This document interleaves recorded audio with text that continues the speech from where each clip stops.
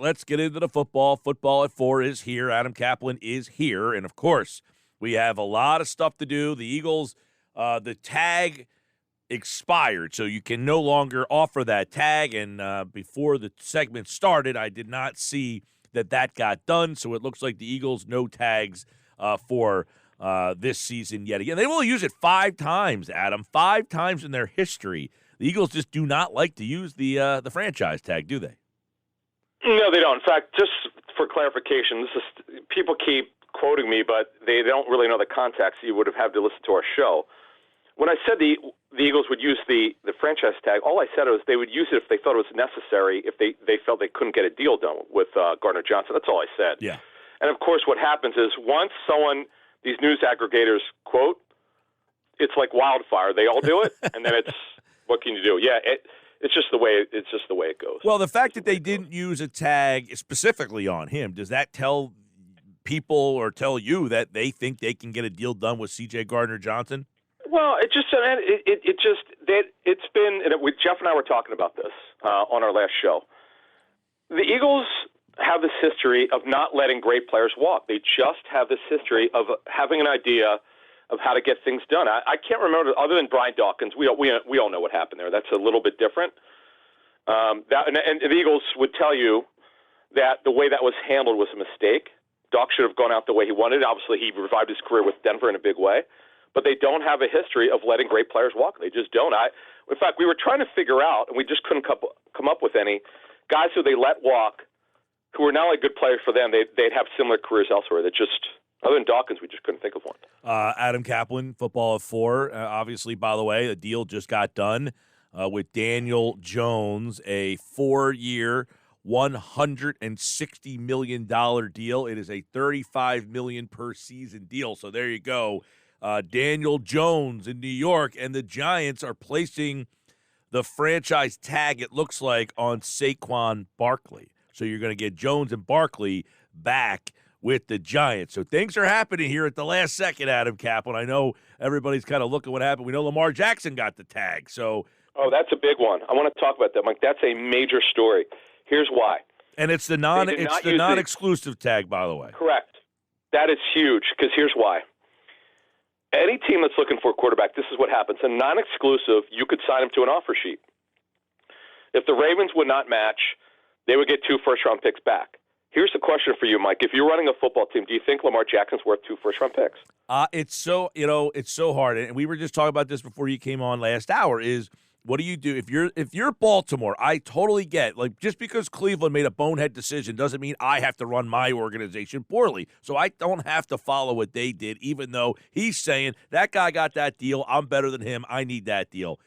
If I'm another team, do I give up 2 first-round picks? Well, who am I think is the question. Josh just said to me, what about Houston? Is D'Amico Ryan? I said, well, they have like the second pick in the draft. They can go draft a guy. So I'm not going to give up 2 picks when I can go get another guy. Now, you might say, well, I already know Lamar Jackson's pretty good. Is he going to be good in my offense, on my team? And that's where I think the big question is, what kind of team do I have around me? And I think the team matters in that. And with that question, the team definitively matters. It does, and you have to make a decision because John Harbaugh's been very out in front of it. They're going to be a running team. This is what he wants. This is why he loves Lamar Jackson. But they do not want to give Lamar the kind of contract that he wants. And I don't want to say I'm that surprised. I'm a little bit surprised. To be honest with you, I think you know me long enough. I'll let you know when I'm surprised. It just opens a can of worms. It does. This is, Mike, there are at least 10 teams right now that cannot tell you who their quarterback will be, their starter will be in September. That's a lot. That's a lot. We got a lot of musical chairs going on. I'm not counting the Giants in that. Right. We got a lot of musical chairs potentially happen at that position.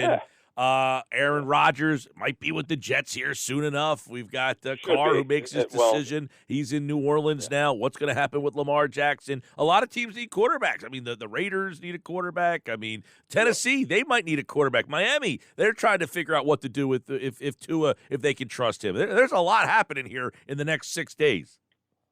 And the Eagles have theirs, which is a great thing. Yeah. With Jalen Hurts, who's on the final year of his deal, we've been through this, but the Lamar Jackson one, I'm slightly surprised here. A little bit surprised that they would not use the exclusive, because with the exclusive, no other team can negotiate with them. That it just eliminates it. It's a lot more money, But it does tell you you're open a can of worms. I'm glad we talk about this because it's a major story. Yeah. It could become bigger if Lamar gets an offer sheet from a team.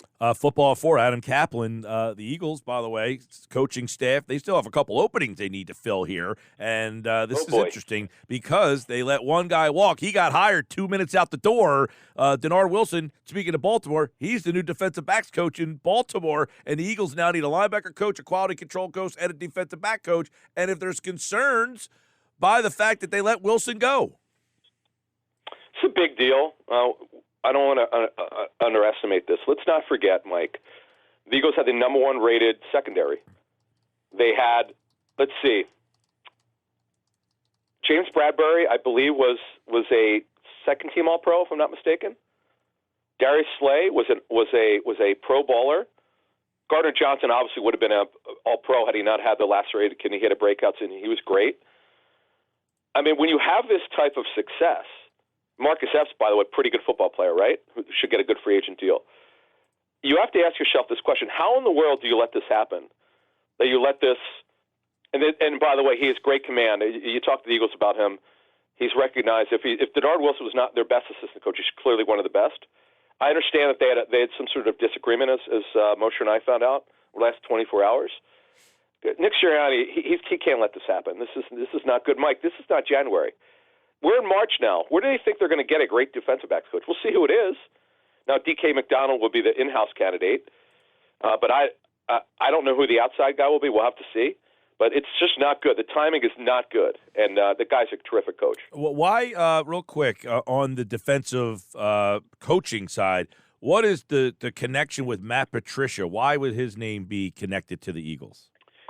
So we reported this last week. So the day that Desai got the job, we knew that they were looking for a linebackers coach, and a source connected to the situation who's involved and said that Desai's looking for a veteran linebackers coach who could be sort of like his consigliere or someone, just a veteran guy. Sean's not even 40 years old yet. And I know we talked about the Mike Pettin thing. We were told that was not going to happen because there's no way it could happen because he couldn't get out of his contract. There's no way because he's an assistant head coach, so there's no way the Eagles could get him out of there. Matt Patricia, I know Moshe reported that would be that guy, that veteran guy. I know that one of the Boston papers reported it as well, but we're told it would be for linebackers coach, not for defensive backs. Now, could that change? Sure, but the initial thought was linebackers coach. So they're looking for a veteran guy, someone who's done it there. Look, you could say what you want about Matt Patricia. The guy's been a head coach. But the thing that boggles my mind is, let's not forget, Darius Slay had real problems with Matt Patricia. This is not a secret. This is why he wanted out of Detroit and why the Lions wanted to move him. So how would that work? I know he wouldn't be coaching the same position, but how could they coexist? We'll see. Yeah, absolutely. All right, Adam Caplan, Football at 4. In your mind, which of the Eagles' free agents get a big deal elsewhere? I have to tell you, and we'll see what the numbers look like when it gets done. Isaac Seumalo is going to get a big deal. We're not there yet. Monday's when you could start getting deals done. Remember, free agency starts Monday at 12 p.m. Eastern. You could agree to deals and you sign on Wednesday. Isaac is definitely the top interior lineman, guard or center, for free agency. He should get a great deal. Now, I know he's had an injury history. That's definitely true, but he's going to get a very good deal. So of all of their guys, Big V got $8.5 million. 3 years ago, Big V got $8.5 million upside to 10. This deal should be way bigger than that. Just to give you some context, Mike, of where this thing could go. So I would say right now, Isaac Seumalo and James Bradbury. It is also not a great year for cornerbacks, free agent corners. Bradbury is arguably the best guy. I get that he's 30, but the guy had revived his career. He showed he could play in man or zone, where he struggled to play a little bit in man coverage with the Giants. That's why they cut him. He should also get a very good deal. Yeah, that said, we're going to get some early intel on number 10. Corner could be a position if Bradbury walks. There's a couple interesting names at that spot, right? We got Witherspoon, Porter, Gonzalez. I don't know, man. When was the last time they took a corner, though, in the first round? I get it, but you have to always look at who was there when you always have to have context. Who was there when they were picking? Mm-hmm. That'll give you a better idea of how good the player was. let me give you the names. So let's start with Joey Porter Jr.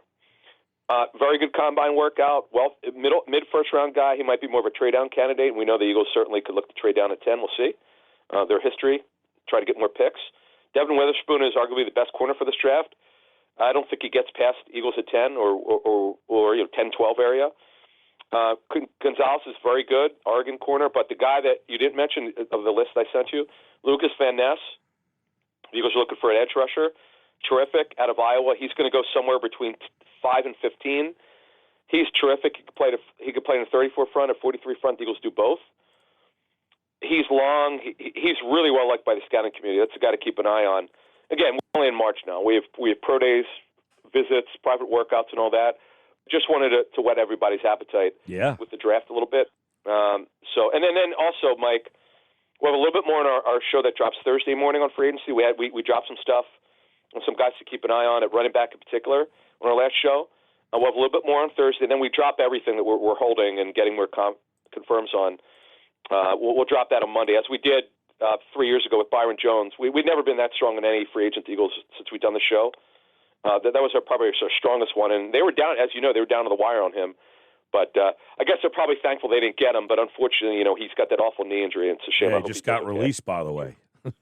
Yeah. Byron Jones. Nice guy. I met him at ESPN. Really good dude. The Dolphins just released him a little while ago. Give me some thoughts about the quarterbacks at the draft, specifically Richardson. I think he's very interesting because, everybody's talking about he could be the number one pick. He could be out of the first round. I mean, he is all over the place. And I don't know. I feel like teams that have a quarterback might take him, like Seattle, for instance, who just signed Geno Smith, but it's like a 2-year kind of holding thing, and Richardson can kind of learn. So he's really an interesting guy. But this quarterback class. Yeah, I would think Seattle, they need major help on defense. They need pass rush. But big time, yeah. Yeah, when you look at this situation, Mike, with Richardson, he's very gifted. I talked to a quarterbacks coach yesterday about him. But he's only started 1 year college football. You need to probably have a veteran ready to go. You can't think he's going to be ready right away. He's super gifted. He's fun. His workout was amazing, but again, it's only workout. It's not what he looks like on tape. Tape study is 75% of a grade, but he'll go in the first round. I have no idea where, Mike. We're just too early in the process. The cleanest prospect in terms of he's ready now, body type and everything, C.J. Stroud. He's the best quarterback for this draft in terms of everything you look for. Bryce Young is pro ready, but you worry about the body. A lot of people have mentioned that to me. And Will Levis has got the arm. He didn't have a really good final year at Kentucky. I think people worry about that, but he's very talented. All right, the combine in the books, obviously. The draft process will hit the pause button because free agency starts Monday is the legal tampering, and then, of course, free agency begins on Wednesday. Did you see, by the way, Adam, did you see Javon Hargrave's tweet today? No, what did he say? So Hargrave tweeted, and it's just a picture. It's 2 emojis, and it is a picture of a grimacing face emoji, and the other one is described as loudly crying face, and he just writes 1 week away. Is that his way of being like, this is my last week with the Eagles? I mean, do you think Hargrave is as good as gone, or do you think he's a guy that they will try to get back here? He'll do well. Yeah, I expect him to do well. I mean, he got $13 million in his last contract. We actually, by the way, we drop our next intel with Greg Cosell tomorrow, and that Greg actually talks about that. Yeah, he's a good player, and Greg makes a good point. Yeah, he's not a great run defender, but you're signing him to rush the passer, and he does a very good job at that. He should get a great deal. Drew Rosenhaus is his agent. Drew's a deal maker. I expect him a great deal. I should have put him as my 3rd player in that group. He'll also get a very good deal.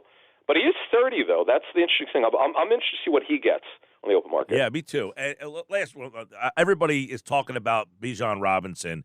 Would you be shocked if the Eagles considered him at 10? Well, considering it's either you take him or you're not, would I be surprised if they took him? Yes. Shocked? I'd be very surprised but not shocked.